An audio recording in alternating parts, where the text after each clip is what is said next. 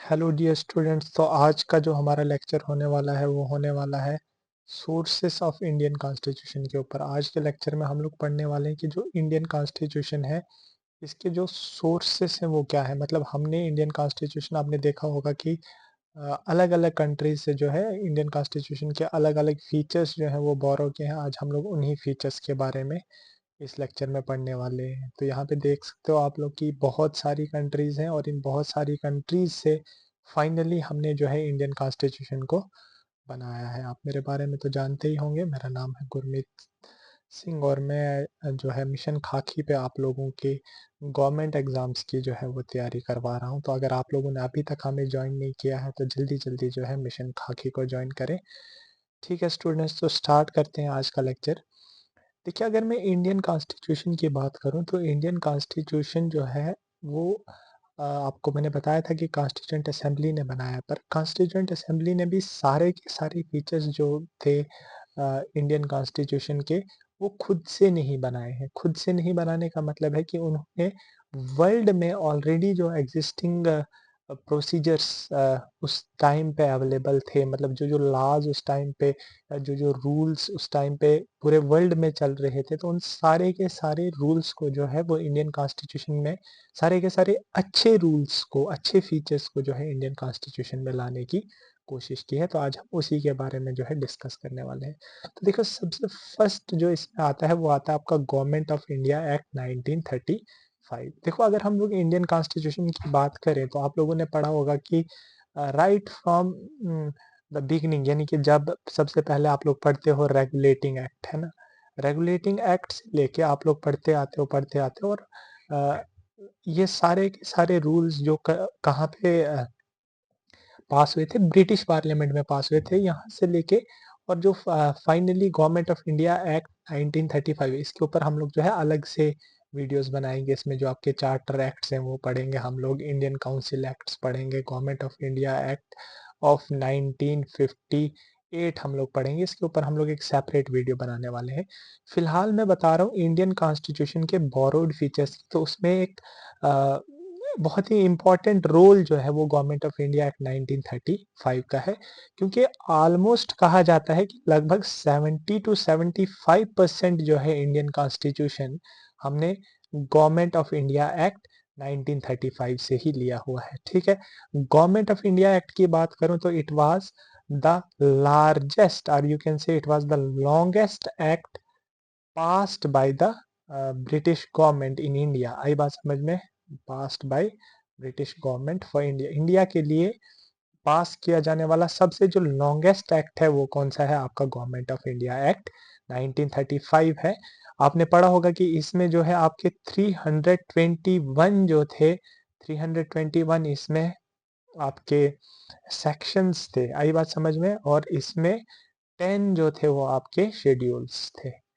ठीक है, इसको आप ऐसे याद रख सकते हो। देखो, मैंने इसको ऐसे याद रखा हुआ है, इट इज 3 to 1, 1 2 3, 3 to 1, इतने इसके सेक्शंस थे और 10 शेड्यूल्स। 10 is very easy. तो 10 शेड्यूल्स जो थे वो आपके गवर्नमेंट ऑफ इंडिया एक्ट 1935 में थे।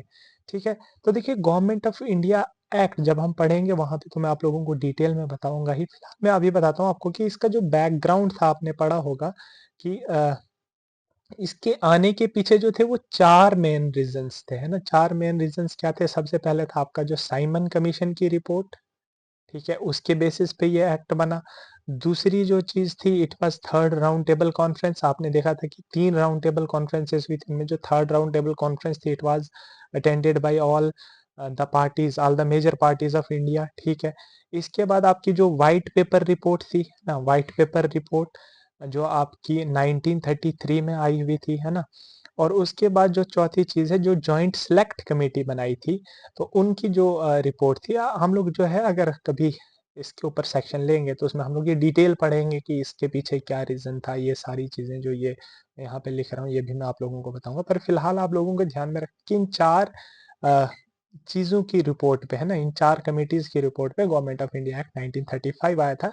And it was the longest act passed by the British government. It contain 321 sections and 10 schedules. ठीक है, और इसी एक्ट से हमने 70 से 75% जो कॉन्स्टिट्यूशन है इंडिया का वो लिया हुआ है, ठीक है। ऑलमोस्ट 250 आर्टिकल्स, ठीक है, लगभग जो 250 आर्टिकल्स थे, दे वर आइदर कॉपीड और उन्हीं में थोड़ा बहुत जो है चेंज करके, मतलब या तो कॉपी किए थे या फिर थोड़े से अल्टर करके जो है ऑलमोस्ट 250 आर्टिकल हमने कहाँ से लिए हुए हैं, गवर्नमेंट ऑफ इंडिया एक्ट 1935 से जो है लिए हुए हैं। तो यहाँ से आप लोगों को पता चल रहा है कि गवर्नमेंट ऑफ इंडिया एक्ट 1935 से ही हमने जो मेजर पार्ट है अपने कॉन्स्टिट्यूशन का वो वहां से ही लिया हुआ है, ठीक है। तो गवर्नमेंट ऑफ इंडिया एक्ट 1935 से हमने कुछ चीजें ली हुई हैं, जैसे कि फेडरल जो हमारा स्ट्रक्चर है वो हमने गवर्नमेंट ऑफ इंडिया एक्ट 1935 से लिया है। Federal means we are having a central government, एक सेंट्रल गवर्नमेंट है, और उसके बाद हमारे पास क्या है, एक स्टेट गवर्नमेंट है, ठीक है। उसके बाद जो इमरजेंसी प्रोविजंस हैं वो भी हमने गवर्नमेंट ऑफ इंडिया एक्ट से लिए हुए हैं। गवर्नर का office, office of the governor, ये भी हमने गवर्नमेंट ऑफ इंडिया एक्ट 1935 से लिया हुआ है।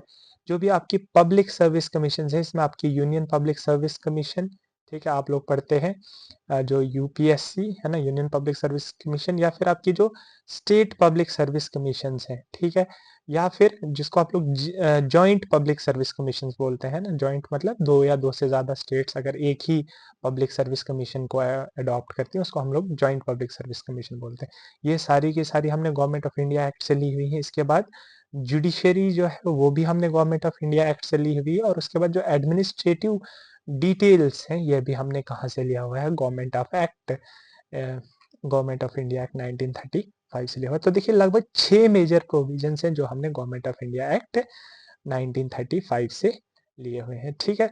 तो अब देखो इसको याद कैसे करेंगे, बिकॉज यहाँ पे मैं आप लोगों को इस लेक्चर में कुछ ट्रिक्स भी डिस्कस करने वाला हूँ, जिन ट्रिक्स से आप जो है इसको याद कर सकते हो। ये वाला जो गवर्नमेंट ऑफ इंडिया एक्ट 1935 है, इसके जो फीचर्स जो हमने ऐसे फीचर्स जो हमने कहाँ से लिए, गवर्नमेंट ऑफ इंडिया एक्ट 1935 से लिए हुए हैं, इनको याद करने का मैं आपको एक सिंपल सा तरीका बताता हूँ, कोई तरीका नहीं है। देखो अभी आप लोग स्टूडेंट हो और आप लोग फेस कर रहे हो फाइनेंशियल इमरजेंसी। क्या फेस कर रहे हो आप लोग, फाइनेंशियल इमरजेंसी जो है वो फेस कर रहे हो, है ना। स्टूडेंट हो तो फाइनेंशियल इमरजेंसी रहेगी, ठीक है। जब आप फाइनेंशियल इमरजेंसी फेस करते हो तो उसके बाद आपने क्या किया, आपने मेरे पास यानी कि गुरमीत सर के पास जो है वो पढ़ाई जो है वो स्टार्ट की। आई बात समझ में, ठीक है। उसके बाद क्या होगा, अल्टीमेटली आपकी जॉब लगने वाली है, ठीक है। जब आपकी जॉब लग जाएगी उसके बाद आप गुरमीत सर के पास पढ़ रहे हो ना, पढ़ाई आपने गुरमीत सर के पास की है तो जॉब तो लगेगी, ठीक है। उसके बाद जॉब के बाद आप क्या हो जाओगे, फाइनेंशियल इमरजेंसी खत्म हो जाएगी और एक आप अमीर आदमी जो है वो बनने वाले हो, ठीक है। तो आपको क्या याद रखना है कि आप फाइनेंशियल इमरजेंसी में हो, आप गुरमीत सर के पास पढ़ोगे, आपकी जॉब लगेगी और आप अमीर बन जाओगे। अब C, F, F stand for federal scheme, ठीक है। एफ से क्या आ जाएगा आपका, federal scheme. E stand for emergency, और यहाँ पे तो क्लियरली मैंने इमरजेंसी लिखा है। G, G stand for office of governor, है ना, गवर्नर का ऑफिस है, उसको आप लोग कैसे याद रखोगे, जी से याद रखोगे। पी यानी कि आप पढ़ाई कर रहे हो गुरमीत सर के पास, और P it stand for public service commission. देखो पब्लिक सर्विस कमीशन, यूपीएससी, ये सारे एग्जाम्स जो है ये कंडक्ट करवाते हैं, और पढ़ाई यहाँ से आप याद रखोगे। J for job, J for judiciary, और लास्ट पे आप अमीर आदमी बन रहे हो, मतलब A stand for administrative details, ठीक है। तो this is the trick to remember this, ठीक है। आपको ये जो है ये मैं ट्रिक दे रहा हूँ, आप लोग इसको क्या कर सकते हो, यूज कर सकते हो याद करने के लिए, ठीक है। गवर्नमेंट ऑफ इंडिया एक्ट 1935 के प्रोविजंस को जो है वो आप यहाँ से याद कर सकते हो, ठीक है। देखो मैं आप लोगों को एक बार फिर से ये चीज बता रहा हूँ, क्या है, आप लोग फाइनेंशियल इमरजेंसी जो है वो फेस कर रहे हो, ठीक है। आप लोग क्या फेस कर रहे हो, फाइनेंशियल इमरजेंसी। फाइनेंशियल इमरजेंसी है तो आप किसके पास पढ़ोगे, गुरमीत सर के पास आके पढ़ाई करोगे, ठीक है।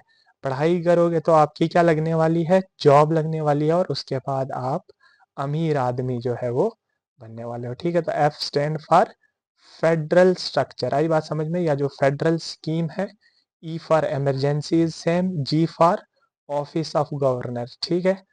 अगला जो है आपका पढ़ाई, P, P stand for public service commission, आई बात समझ में, it is public service commission, ठीक है। J for job, J for judiciary, और अमीर आदमी बनने वाले हो मतलब ए फॉर एडमिनिस्ट्रेटिव डिटेल्स। आई बात समझ में? तो ये आप लोगों को जो है याद रखना है, बहुत सिंपल सा है ये याद रखना भी। इससे आप लोग क्या कर सकते हो, जो भी गवर्नमेंट ऑफ इंडिया एक्ट 1935 से हम लोगों ने बोरो किया है उसको जो है आप लोग यहाँ से याद कर सकते हो, ठीक है। ओके, तो नेक्स्ट आता है आपका यूके, ठीक है, यूनाइटेड किंगडम, मतलब जो कि आपका इंग्लैंड है, उसके जो कॉन्स्टिट्यूशन है वहां से आप लोगों ने क्या चीजें जो है वो बोरो की हैं। देखो, तो यूनाइटेड किंगडम की अगर मैं बात करूं तो यूनाइटेड किंगडम में आप लोगों को पता है कि वहां पे सुप्रीम क्या है, पार्लियामेंट जो है वो सुप्रीम है ना। मैंने बताया था कि इनके पास तो रिटन कॉन्स्टिट्यूशन भी नहीं है, पार्लियामेंट सुप्रीम है, मतलब जितने भी प्रोविजंस पार्लियामेंट से रिलेटेड होंगे वो सारे के सारे हमने कहाँ से लिए होंगे, यूनाइटेड किंगडम से लिए होंगे। क्लियर है? तो देखो, पार्लियामेंट्री गवर्नमेंट है ना, पार्लियामेंट्री गवर्नमेंट ये हमने कहाँ से लिया हुआ है, यूके से लिया हुआ है। उसके बाद रूल ऑफ लॉ, ठीक है, कि किसका रूल है, कानून का राज है। आई बात समझ में? ये भी हमने कहाँ से लिया हुआ है, यूके से लिया हुआ है। तो देखो, पार्लियामेंट के रिलेटेड ही है ना, लेजिस्लेटिव प्रोसीजर्स है ना, ये भी हमने कहाँ से लिया है, वहीं से लिया हुआ है। Cabinet system, again cabinet system का क्या मतलब है, there is a PM which is the head of the cabinet, और उसके अंडर जो है पूरा एक कैबिनेट होता है ना। तो ये भी हमने जो है देखो, again related to something related to parliament, कहाँ से लिया हुआ है हमने, ये भी हमने यूके के किंगडम से लिया हुआ है, ठीक है। पार्लियामेंट्री प्रिविलेजेस ये भी हमने वहां से लिया हुआ है। और उसके बाद बाई कैमलरलिज्म है ना, जिसमें हम लोग एक अपर हाउस और लोअर हाउस की बात करते हैं, तो ये भी हमने कहाँ से लिया हुआ है, अ, जो है यूके से लिया हुआ है, ठीक है।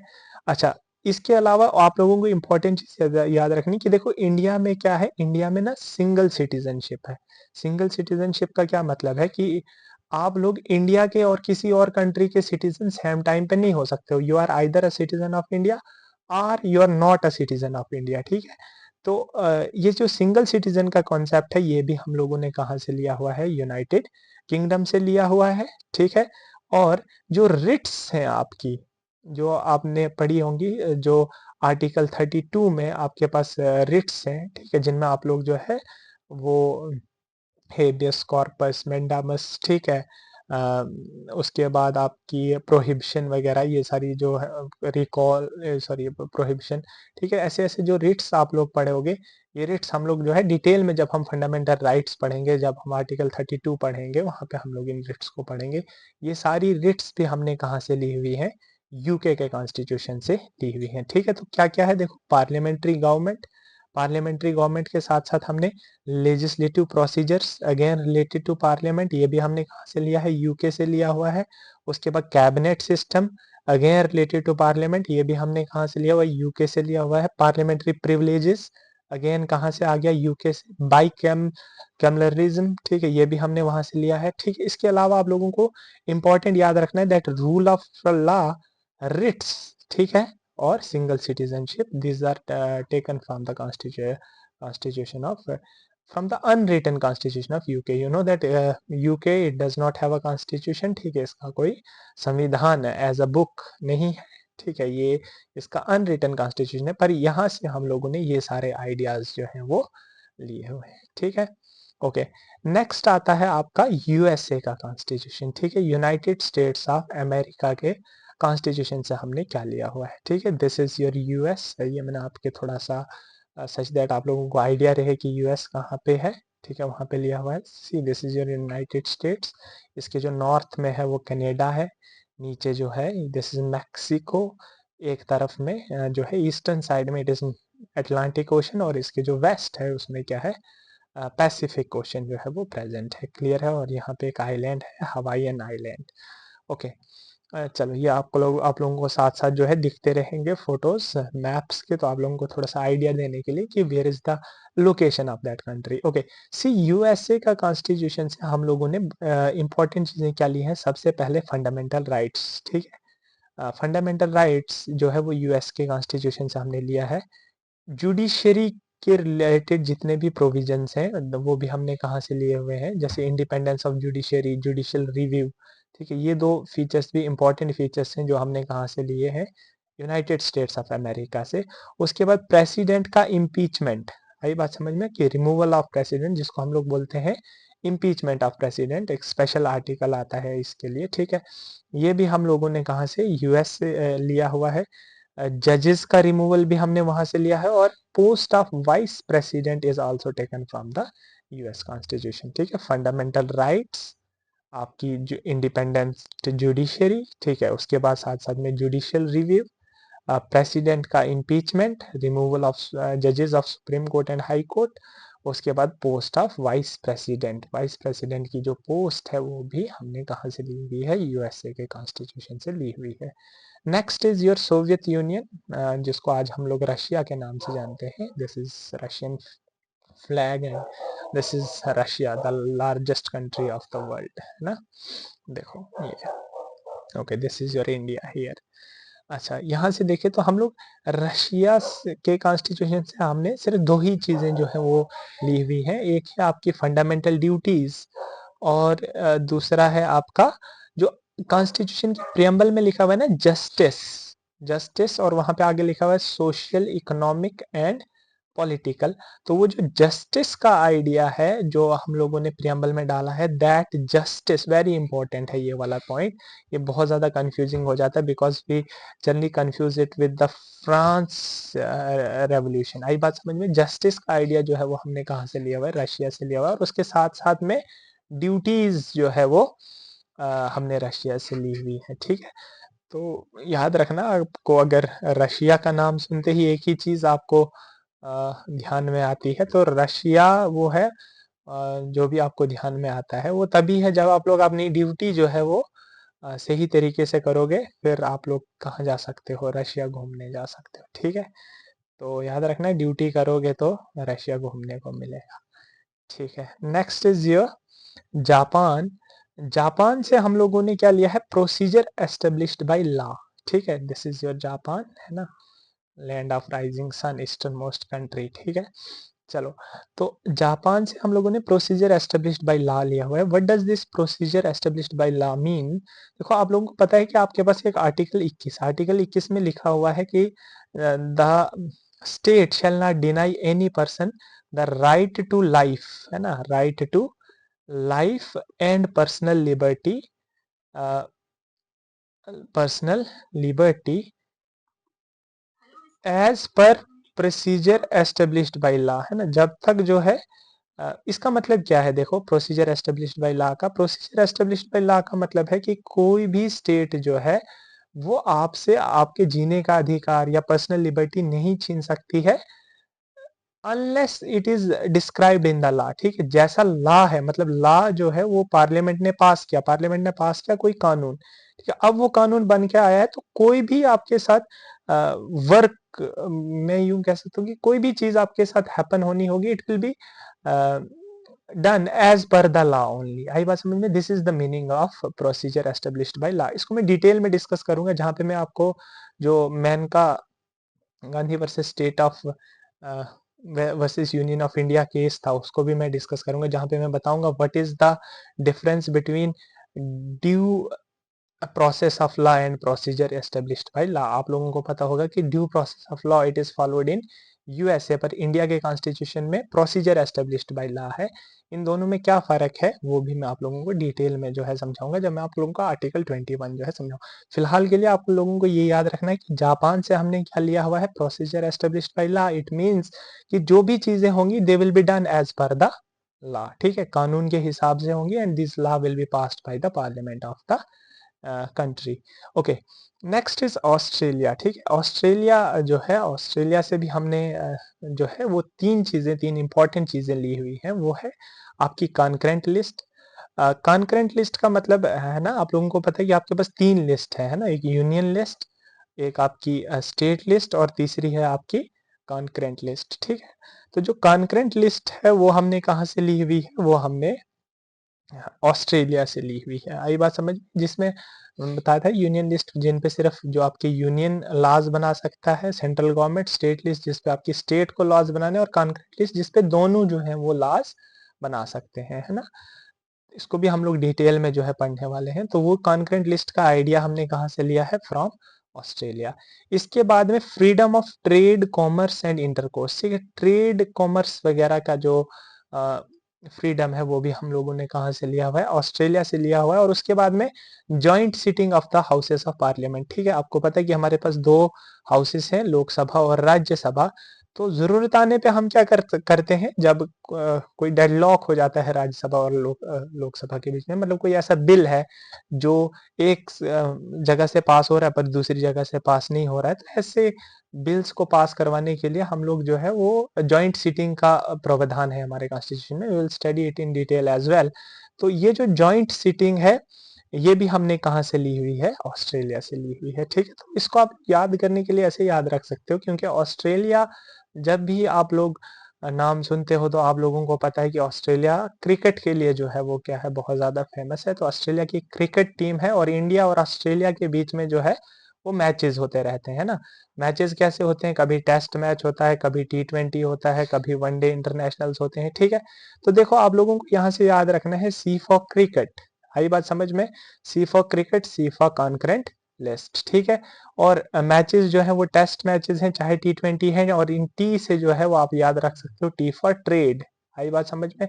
और जो तीसरी चीज है, देखो जब मैच होता है, क्रिकेट मैच होता है, तो तब क्या होता है, इंडिया के लोग और ऑस्ट्रेलिया के लोग, दोनों ही मुल्कों के लोग जो है एक जगह पे बैठ के मैच देखते हैं, आई बात समझ में, एक ही स्टेडियम में बैठ के मैच देखते देखते हैं। तो ये क्या क्या हुआ, ये जॉइंट सीटिंग हुई ना, कि दोनों कंट्रीज के लोग जो है वो एक जगह आके मैच देखते हैं। तो ये आप याद रख सकते हो कि जो जॉइंट सीटिंग है वो हमने ऑस्ट्रेलिया के कॉन्स्टिट्यूशन से ली हुई है, ठीक है। Okay, next is from Canada. Canada से हमने क्या लिया हुआ है, देखो कनाडा से हमने लिया है जो हमारा फेडरल स्ट्रक्चर है ना, फेडरल स्ट्रक्चर। फेडरल स्ट्रक्चर का मतलब है we are having a central government, हमारे पास एक सेंट्रल गवर्नमेंट है, और सेंट्रल गवर्नमेंट के नीचे हमारे पास क्या है, स्टेट गवर्नमेंट है, और we are having a strong centre, है ना। ऐसे तो हम लोग, मैंने बताया था, we are a quasi federal country, हम लोग जो है क्वासी फेडरल कंट्री है।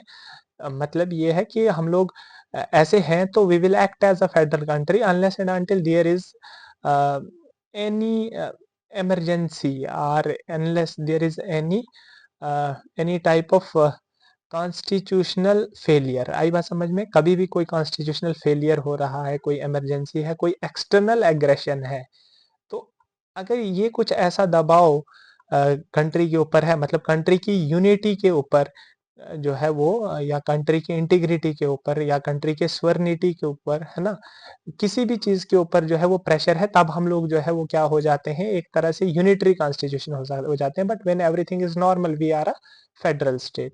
तो ये जो स्ट्रॉन्ग सेंटर का प्रावधान है, आई बात समझ में, we are a federation but we are having a strong centre, ये हमने कहाँ से लिया हुआ है, कनाडा से लिया हुआ है, ठीक है।